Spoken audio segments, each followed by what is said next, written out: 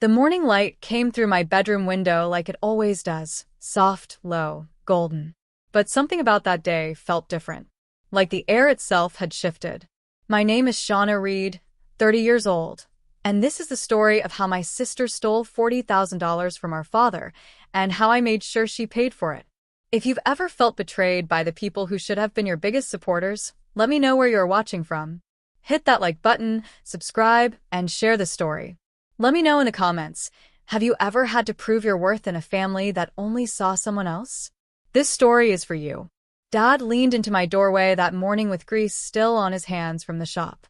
He held out his credit card and a small scrap of paper where he had written the PIN in block letters. Shauna, can you order that Bova watch for me tonight? Website gave me trouble. Just charge it here. I nodded, already half-lacing my boots for work, and set the card on my desk beside the scrap of paper. The day at the port dragged. Long-delayed containers, a customs call that refused to resolve, and a supervisor with no patience for mistakes. By the time I pulled into our driveway in Bixby Knolls, California, my eyes felt like sandpaper. All I wanted was a shower and sleep, but I remembered the watch. I booted up my computer, entered the details, and hit submit. The screen flashed red. Transaction declined. Insufficient funds. I frowned. Dad wasn't careless. And that card was for important purchases. I tried again. Same message. Confused, I checked the balance page. What stared back wasn't a few hundred for a watch. It was charges stacked in bold. High-end clothing stores on Pine Avenue. An airline ticket confirmation. A non-refundable beachside reservation. The floor creaked. And then Sabine breezed in, swinging a glossy bag as though she were fresh off a runway. Her jeans sparkled under the lamp. New tags dangling from her blouse. She tossed her hair and smirked. You like? Oh, and tomorrow I'm off to Huntington. Needed a break. My mouth opened, but the absurdity of it struck first. She had actually done it. Lifted the card. Read the PIN. Burned through thousands, as if money grew on the jacarandas outside. Against every instinct, a laugh ripped from me. Not the polite kind. Raw disbelief. Sabine's smirk faltered. What's so funny? She snapped, shifting the bag to her other arm. Before I could answer, Dad's boots thundered down the hall. The door flew wide. His face was crimson, jaw tight, voice shaking the walls. Who stole my $40,000? Sabine froze, her color draining as quickly as it had once glowed. The bag slipped from her hand, spilling tissue paper across the rug. And in that frozen second, I knew the old balance in our house had cracked. And there would be no simple way back to the way things were. The morning after Dad's outburst, I left before the house stirred. The port was already awake. Cranes stretching into the sky like iron trees. Engines rumbling across the yard. I walked the rows of containers, clipboard in hand, checking seals, listening to radios crackle. My job was routine but steady, the kind of work that taught patience. Freight didn't move faster, because you wanted it to. It moved when the tide, the paperwork, and the schedules aligned. I saved every extra dollar. Sometimes I skipped lunch, stashing the money into an account I rarely touched. Each deposit was a brick toward a plan I kept close. One day, running my own small consultancy, helping shippers who didn't have the patience to deal with delays and codes. It wasn't glamorous, but it was mine. Sabine lived in a different world. She called it freedom. Nights in downtown Long Beach. Cocktails under neon. Mornings when she didn't rise until the sun was already high. Her social feeds were full of smiles, friends draped over her shoulder, captions about living in the moment. At home, she told stories of parties and chance encounters with people who just got her. Mom and Dad laughed along, eyes glowing with pride. Sabine lights up a room, Dad said once, as if charm were currency. Mom always added, she'll find her way. She always does. I never heard the same said of me. My updates about a shipment clearing customs or a new process I'd streamlined earned polite nods. Nothing more. Hard work, it seemed, didn't sparkle the same way. I told myself I didn't care. That discipline mattered more than applause. But every time Sabine basked in their admiration while I was invisible, something in me tightened. Resentment was a quiet tide pulling at the edges of what I thought I could endure. When the truth of the stolen card settled into the silence of our house, I knew that tide was finally shifting. And it was only a matter of time before it broke hard against us all.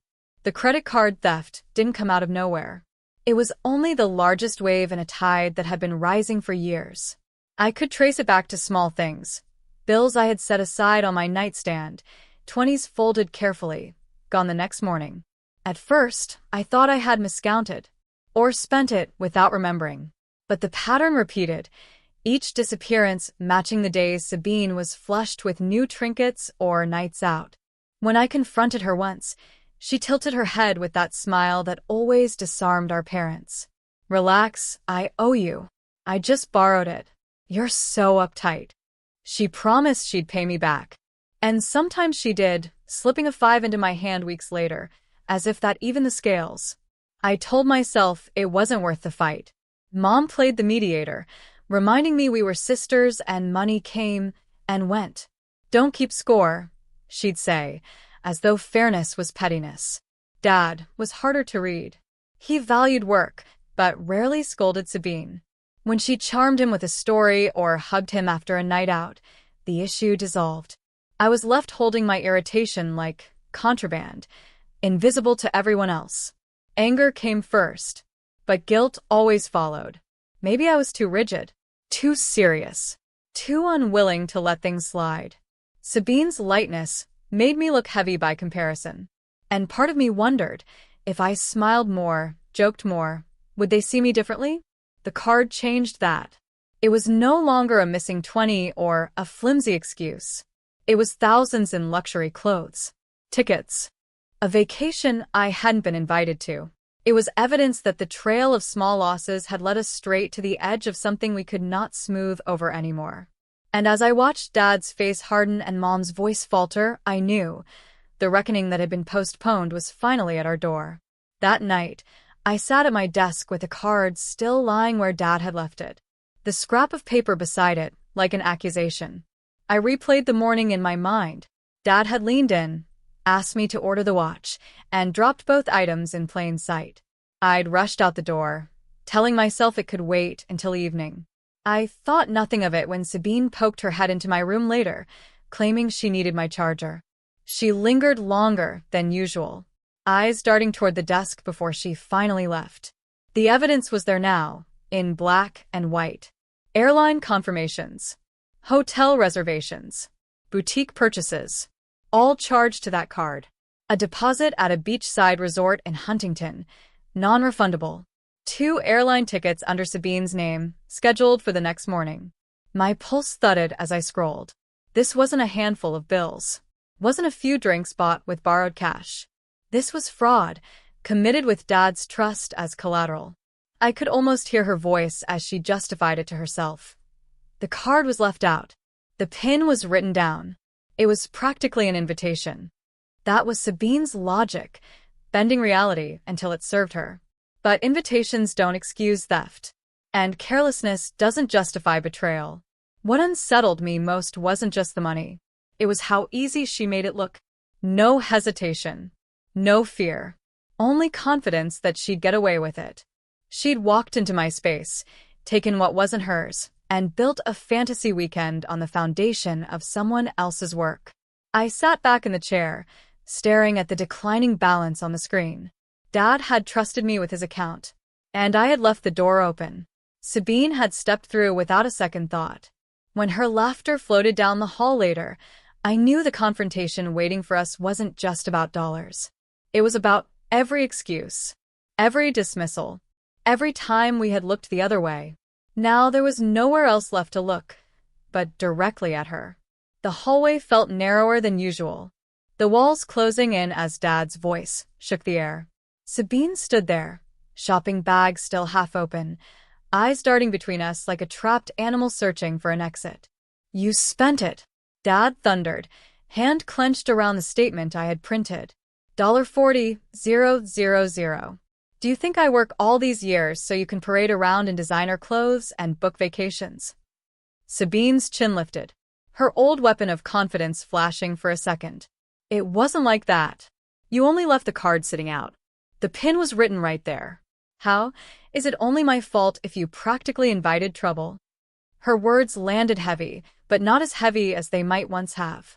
Dad's eyes flicked to me, waiting for my answer. My hands trembled as I passed him the printed receipts, each one marked with a timestamp. I was at the port all day, I said, my voice steadier than I felt. Every charge matches the hours I was gone, and every single one is under her name. Airline tickets, hotel deposit, luxury boutiques. There's no mistaking who made them. Sabine's smile faltered. You're just twisting it. I didn't know it was Dad's card. I thought it was yours. I figured you wouldn't mind, after everything you've hoarded. Dad's face hardened at that. He glanced at me, then back at her. And something in his expression shifted. For years, he had laughed off her stories, brushed aside my quiet complaints. But now, the weight of paper and numbers lay heavy in his hands. Undeniable. Mom appeared from the kitchen, drying her hands on a towel, confusion clouding her face. What's happening? I didn't answer. I didn't have to. Dad handed her the receipts. She read silently, lips tightening. For the first time, the easy excuses didn't come. Sabine tried again, softer now. Dad, it was just a mistake. I'll pay it back. But no one moved to shield her. The air in the hallway held a new balance, as if the ground itself had tilted beneath us. And in that silence, I knew the reckoning was only beginning. The house stayed tense for 2 days. Silence broken only by short commands and the closing of doors. Dad barely spoke at dinner, eyes fixed on his plate. Mom moved carefully between us, as if one wrong word might spark another explosion. Sabine avoided me entirely, shutting herself in her room as though the hallway itself had become hostile ground. On the third night, Dad called us to the living room. He stood in front of the mantel, credit card statement folded in his hand. His voice was steady now. No shouting. No wild anger. Only flat certainty. I won't press charges, he began. But this isn't disappearing. You stole $40,000, Sabine. You're going to pay it back. Sabine crossed her arms, already bristling. How? You think I've got that kind of money lying around? You're going to work, he said. Every paycheck. Every tip. Every bonus. Whatever you earn goes directly toward this debt, until it's gone. Her laugh was short, brittle. You're serious? Yes, Dad answered. And to make sure there are no excuses, Shauna will help draft the agreement. It'll be signed, witnessed, clear. No more arguments. All eyes turned to me. I swallowed hard, but nodded. That night, I sat at the kitchen table with a legal pad, writing out a repayment plan that broke the sum into monthly installments. It wasn't fast. It would take years. But it was binding. When I handed the pages to Dad, he read every line, then slid them across the table toward Sabine. She skimmed them, jaw tightening. This is ridiculous, she muttered. You're treating me like a criminal. You treated us like fools, Dad replied.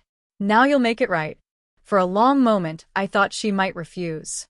Then, with a sharp breath, she snatched the pen from the counter and scrawled her name at the bottom. The signature bled across the page, dark and uneven. But it was there. Dad folded the papers and tucked them into an envelope, sealing them as if closing a vault. The weight in the room shifted. Judgment had been passed, not in a court, but in our own living room. And the slow math of repayment had just begun. Sabine landed a job at a warehouse in Commerce, the kind of place where shifts ran 12 hours and the air smelled of dust and oil. Dad drove her there the first day, standing by the car until she walked through the metal doors. For once, he didn't smile or wave. He just waited until she disappeared inside, then turned the key in silence. The first week, she came home with blistered hands and a sour expression. She slammed her boots against the wall, muttering about supervisors who barked orders and coworkers who treated her like she was nobody. By the second week, she had already started arriving late. Traffic, she claimed, though everyone knew the bus ran on schedule. At night, I heard her pacing in her room, the clatter of hangers as she pulled clothes from her closet. Soon after, pieces of her new wardrobe began to vanish. I passed a secondhand shop on Anaheim Street one afternoon and saw one of the blouses in the window, tags still dangling. She was pawning off what had once been her trophies, each sale buying her enough to cover gas or groceries, while the rest of her wages went straight into Dad's repayment envelope. Her social glow dimmed just as quickly. The friends who once flooded her phone with invitations grew quiet. Photos of crowded bars and late-night laughter stopped appearing on her feeds. When I walked by her room, I sometimes caught her scrolling old pictures, face lit by a screen that no longer reflected the life she'd built for show. Mom, who had always been quick to soften the edges, no longer rushed to defend her. She cooked, cleaned, and carried on. But when Sabine complained about the unfairness of it all, Mom only pressed her lips together. It was as if the reservoir of excuses had finally run dry. Watching my sister shrink under the weight of her own choices, I felt something tangled, half relief, half pity. She had been untouchable for so long, the golden one, the light in every room. Now the shine was gone, and all that remained was the raw truth she could no longer hide. It happened on a Tuesday. Sabine walked in before noon, shoulders slumped, a folded letter in her hand. She didn't have to say it. The silence clung to her like dust from the warehouse floor. Dad read the page, eyes narrowing as he scanned the words. Termination for repeated lateness, failure to follow instructions, lack of performance. He set the letter on the table without speaking. For a long time, the only sound was the ticking clock above the fridge. Then he said, calm but final, "You're out of chances. You find new work immediately, or you leave this house." Sabine's mouth opened, ready to argue. But Mom cut her off, not with words of comfort, but with a quiet, trembling nod. "Your father's right," she said. "We can't keep pretending this isn't what it is." The room seemed to tilt. For years, Mom had been Sabine's shield, smoothing over her mistakes, translating them into harmless phases. To hear her side with Dad left Sabine blinking, as though the ground had given way beneath her feet. I spoke carefully, not wanting to strike when she was already down. "There are listings at the port for clerical assistants. It's not glamorous, but it's steady. And I know a woman in Wilmington who rents shared rooms cheap if you need a place closer to work." Her eyes snapped to mine, raw with indignation. "You'd kick me out too?" "I'm not kicking you anywhere," I said. "But I'm not paying your bills. You need a plan, not another excuse." She shoved the letter back into her bag, muttering under her breath. Dad didn't rise, didn't yell, just sat there, hands folded, waiting for her to choose. The threshold had been drawn, clear and cold. And for the first time, no one in the family rushed to blur the line for her. The night before she left, Sabine moved through the house quietly, gathering what she could fit into a single duffel. No speeches. No dramatic declarations. Just the soft thud of drawers closing and the rasp of a zipper pulled too far. I sat at the kitchen table, listening to each sound travel through the walls. By dawn, Dad drove us all downtown. The Greyhound station smelled of exhaust and stale coffee.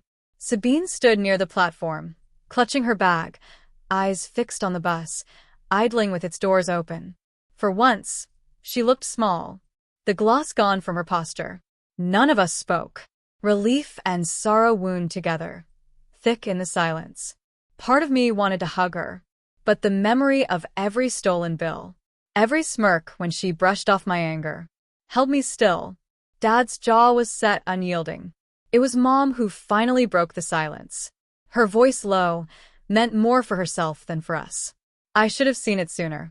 I made excuses, always saying she'd grow out of it. I thought loving her meant shielding her. But maybe I only fed the fire. Sabine turned then, eyes flicking toward Mom, then me, then Dad. For a second I thought she might say something. But she only gave a faint nod and climbed the steps. The hiss of the doors closing filled the station, followed by the rumble of the engine pulling away. We stood there, watching until the bus became a streak of gray merging with traffic. No one moved, as if leaving space for what had just passed between us. The air felt lighter, and heavier, all at once. And in that strange balance, I realized life inside our house would not look the same again. Weeks passed, and the house settled into a rhythm I hadn't known before. Meals were quieter, but not strained. Just steady, like the tide rolling in and out without disruption. Dad returned from the shop each evening and actually lingered at the table, asking about my day. One night, after I told him about a successful shipment I'd coordinated, he set down his fork and said, "You've never failed me, Shauna." I should have said that sooner. The words landed heavier than I expected, and for a long moment, I couldn't answer. Mom changed, too. Instead of circling around conflict, she started volunteering at a small financial literacy clinic near Signal Hill, teaching families how to protect themselves from fraud and debt. When she came home with pamphlets tucked under her arm, her eyes had a new clarity. "I want to make sure no one else lets love blind them to the truth," she told me, almost as if she were speaking to herself. As for me, I finally signed my first client for the consultancy I'd been planning for years. It wasn't glamorous, just a mid-sized shipping firm frustrated with customs delays. But it was mine. I rented a modest office corner in Signal Hill, the windows looking out over the cranes in the distance, and felt a kind of ownership I'd never known. The repayment contract still sits in my desk drawer at home, Sabine's signature etched across the bottom. I don't keep it as a weapon, or a reminder of her failure. I keep it because it proved something I had learned the hard way. Boundaries are not acts of revenge. They are anchors, holding fast against storms.